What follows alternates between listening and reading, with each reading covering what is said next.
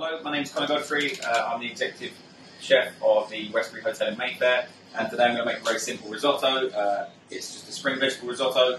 Obviously, we're in perfect season now for all the beautiful spring green vegetables such as asparagus, broad beans, peas, and a few different other pieces that are running around. So I'm going to start off by finely chopping some shallots. What I'm going to do is cut them so they're roughly the same size as a grain of rice, so that when you sweat them down and everything, they're not going to be too noticeable, and they're not going to dissolve into nothingness as well. So I'm going to start by going long ways on the shallot.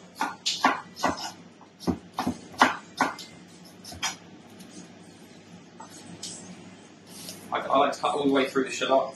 I know some people do the kind of 3/4 thing, but I find it's just a little bit quicker. And also you get to use all of the shallot as well. Obviously it's not as fine. I'm not really too fussed, I'm just making a nice risotto at home. Obviously if you're making it at a hotel or a restaurant or something, you just put a little bit more time into it. So I did one whole shallot. I've got a pan on behind me, just getting ever so slightly warm. And then I'm going to pop some early harvest extra virgin olive oil in there. And then I'm also going to finish this risotto with some of these preserved lemons. Usually you'd put a little bit of squeeze of lemon juice in anyway in a risotto at the end, well I would personally. But I'm just going to finish off with these preserved lemons because I think they give a great tanginess to the dish, to the risotto. I think it finishes really well. So I've got a little bit of the heat here. Just going to pop my shallots in. I've already pre-cut the rest of the vegetables. I like to be mildly organised. So I've got my asparagus tips, and then I've got some broad beans. These are all raw as well. And then I've roughly cut the asparagus stems as well. I've got some white asparagus, some French beans, and the white asparagus stems. And then I'm just going to cut up a few of the, probably just one of the preserved lemons. They've got amazing flavour. But you don't want to overpower the dish either. What I'm going to do, just roughly chop my way through that. And then kind of leave it at these semi-strands. I'll get the juice and everything afterwards as well.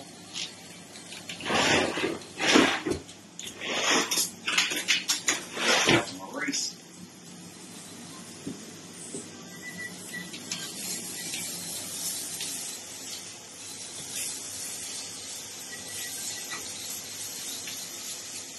I'm going to lightly sweat down my shallots until they're translucent.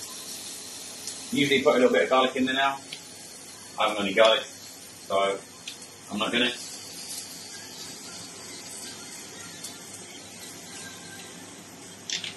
Now what you can do is add just a little crack of salt. Not too much to change the overall dish.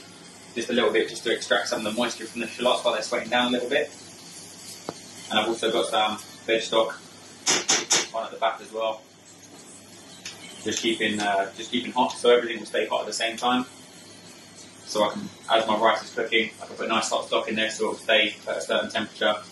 Once you start, if you put cold stock in, you bring the temperature of the pan down, and you have to start heating up. It's just a very long process. I'm going to keep a close eye on my shallots as well, just to make sure I don't get too much colour. So I don't want them to be too dark. If they're too dark, you're going to notice them in the rice. So obviously the rice is white, so you have these little black specks running through. It doesn't look very appealing, doesn't look very appetizing. Going to add a little bit more of the olive oil. I like olive oil. I think the early harvest gives it a great depth and nice flavour as well.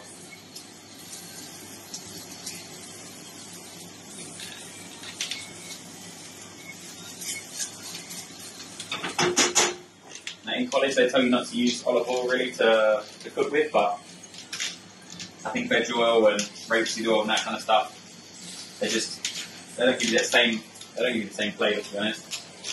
And the smoking point of olive oil is a lot higher than they really tell you. So I've just chucked my risotto rice in now, and I'm going to slowly move that around, get that coated in all the shallots and all the oil that's in there as well. So they'll all have their own little jacket of oil, their own little jacket of some shallot flavour as well. And now, just going to splash a little bit of white wine in there.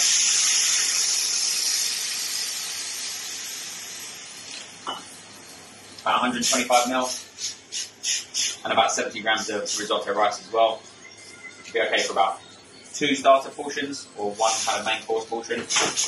And I'm just going to bring the heat up a little bit to reduce that down.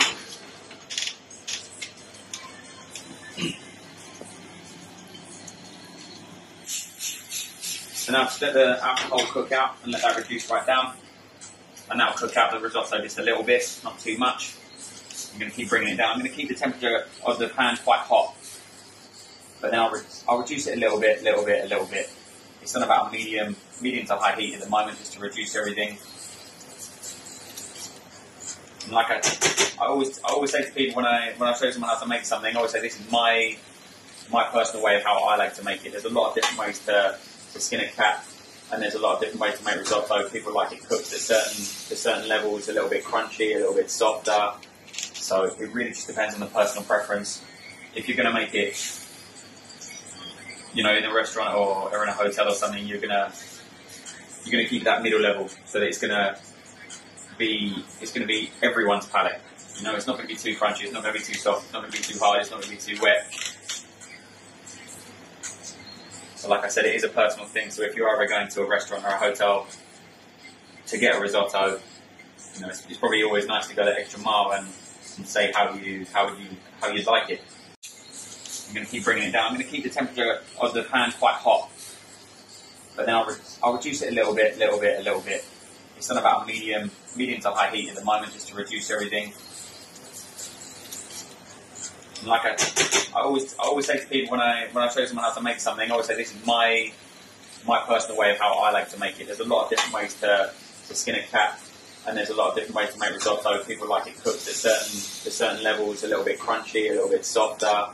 So it really just depends on the personal preference. If you're going to make it, in a restaurant or in a hotel or something, you're going to keep that middle level, so that it's going to be everyone's palate. It's not going to be too crunchy, it's not going to be too soft, it's not going to be too hard, it's not going to be too wet. So like I said, it is a personal thing. So if you're ever going to a restaurant or a hotel to get a risotto, it's probably always nice to go that extra mile and say how you'd like it. If you would like it a little bit more on the crunchy side, then just tell them.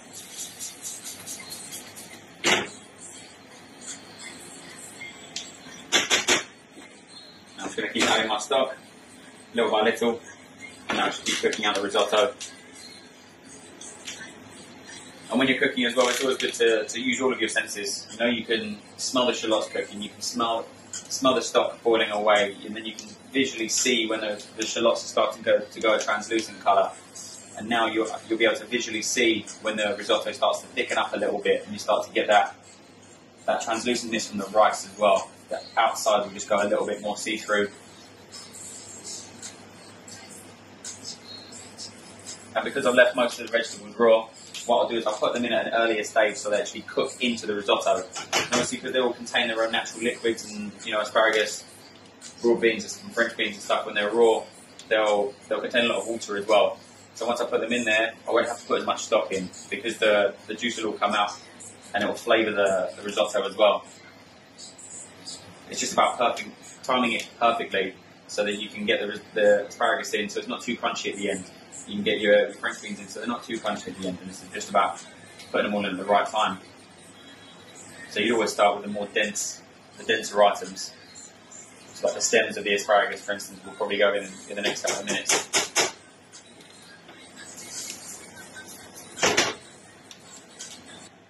So now I just keep adding stock, and now we've got to a point where I can put my few asparagus stems in. And I put the white asparagus stems in as well. The white asparagus is a little bit thicker, so I'll cut that down the middle and then chop that up.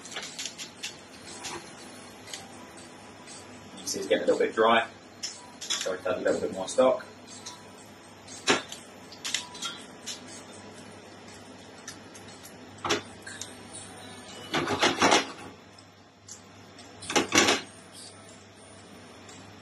and we'll just keep cooking that out on medium to high heat.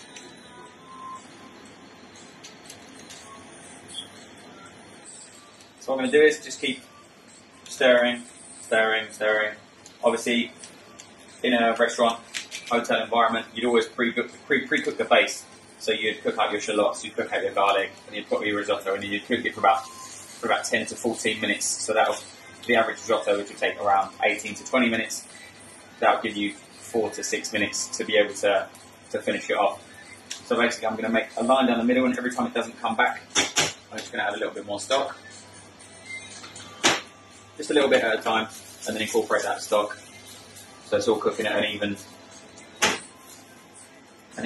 manner, in an even manner, even. Now I'm going to add in my French beans. So I've just diced up. A little handful of those.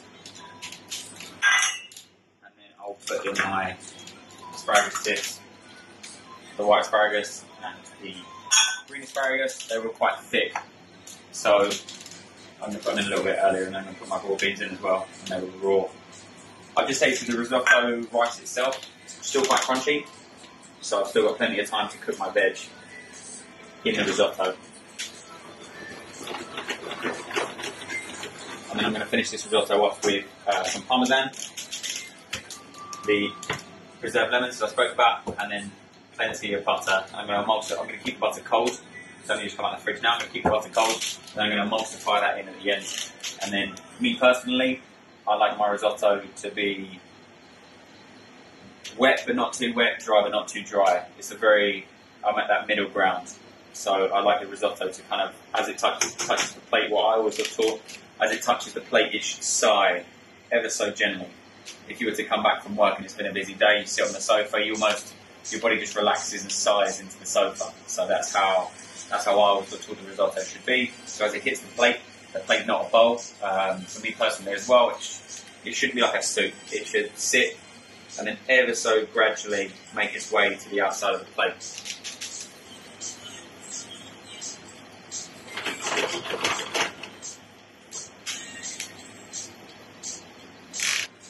And now that we've got to a point where I've added enough liquid, I'm just going to let the residual liquid cook down, and then turn it down ever so slightly while I grate my parmesan. I'm going to be putting it at the end.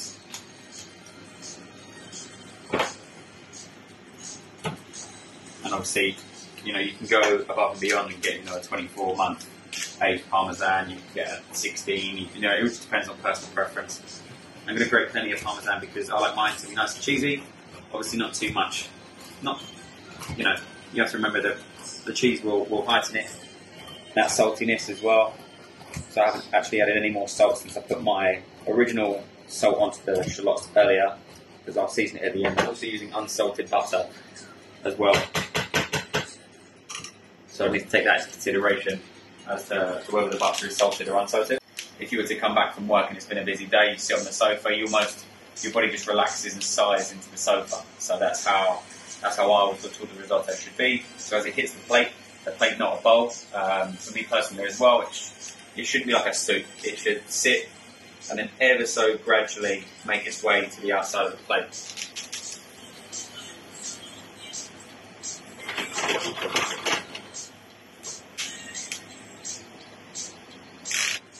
And now that we've got to a point where I've added enough liquid, I'm just going to let the residual liquid cook down, and then turn it down ever so slightly while I grate my parmesan. I'm going to be putting it at the end.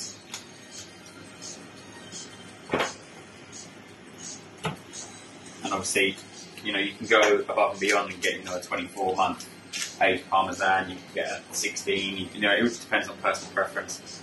I'm going to grate plenty of parmesan because I like mine to be nice and cheesy. Obviously, not too much. You have to remember that the cheese will heighten it. That saltiness as well. So I haven't actually added any more salt since I put my original salt onto the shallots earlier, because I'll season it at the end. I'm also using unsalted butter as well. So I need to take that into consideration as to whether the butter is salted or unsalted. And every now and again, I'll just take one little grain of rice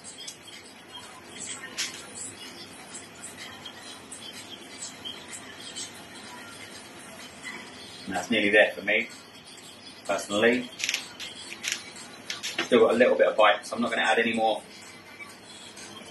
I'm not going to add any more liquid unless I really feel it's necessary.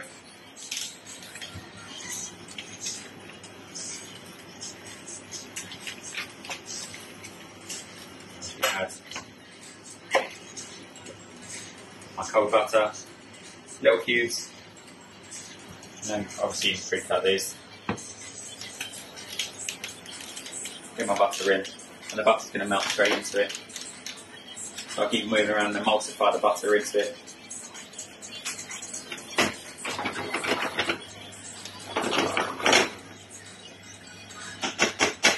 Pause a sec.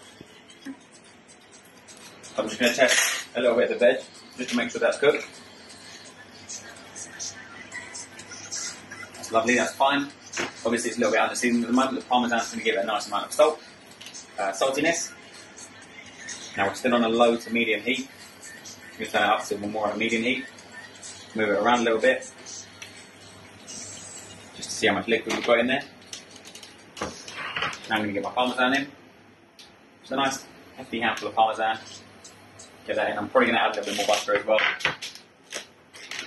And this is what's going to turn it from just a pan of rice to a little bit creamier, give it that creamier risotto style texture. Now I'm still near the heat but not too close. So it's a little bit too firm for me. See, it's not sighing as much as I want it to. And then you just kind of fold it, put it into one corner, and then it's sighing ever so gently, but I'm just going to add a little bit more water for about another 20 grams. And like I say, this is all a personal scale. If you wanted to keep it a little bit more fat-free, you could always use something else. Put a little bit of, just use less butter really. And more liquid, just to get that butter moving. Keep folding around the outside to make sure the risotto with rice is cooking at the same time.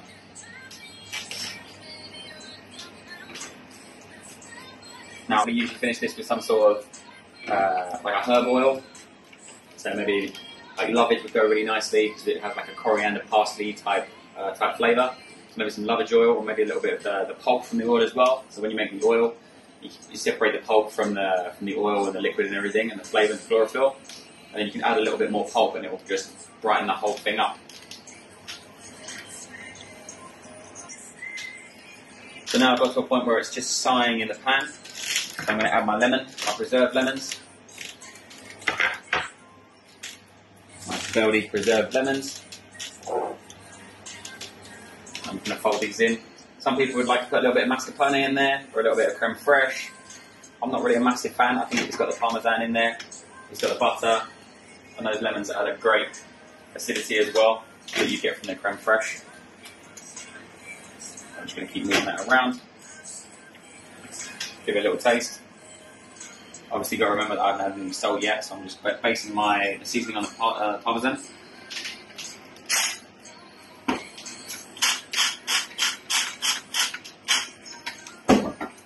Just a little crack of salt.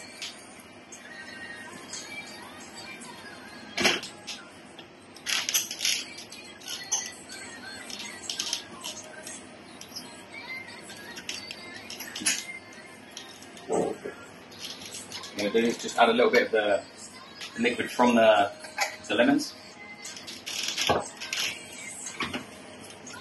Give it a nice little tanginess. And I think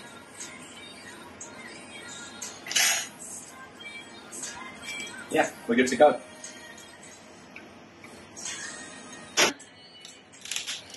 Now, what I'm going to do, I'm going to put a nice healthy amount of risotto on there. You see it's sighing ever so gently. It's just gradually moving its way up. And by the time that gets up to the customer, it'll be a nice plate of risotto. Thank you very much for watching, and let me know how your risotto goes. Send me a picture on Instagram or on Twitter or social media or something. It'd be great to see how your risotto turns out.